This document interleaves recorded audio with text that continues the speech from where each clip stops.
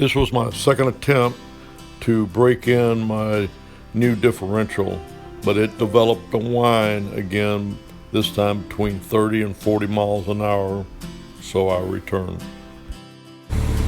Got it back together, and it's running pretty good, idling pretty smooth.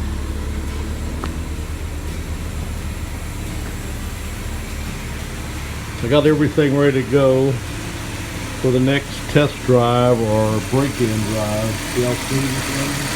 Idling really smooth. Let's see if we got any lights yet. It's been running about 7 or 8 minutes. So far, no engine. That's the brake light there on the left. So far, no engine lights. But I will be watching. I'm gonna let it run for about 10 minutes.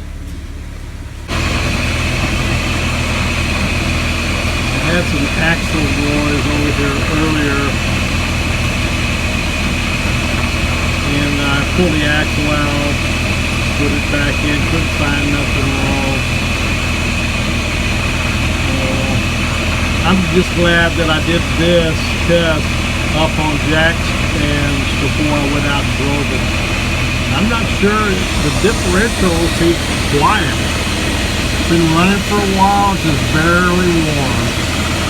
Now the only thing is it's at an angle, so that could be part of the problem.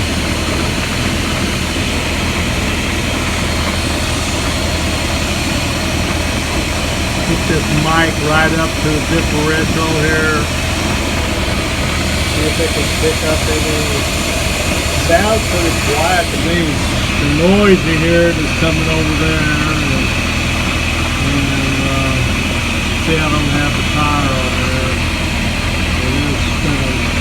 Alright, I'm going to get out from under this thing while they're getting good. We'll see what happens. I'm not going to drive it today. It's already getting late anyway. It's headed to 5 o'clock, so I'm going to check it out again tomorrow. And if I think it's safe to drive without tearing any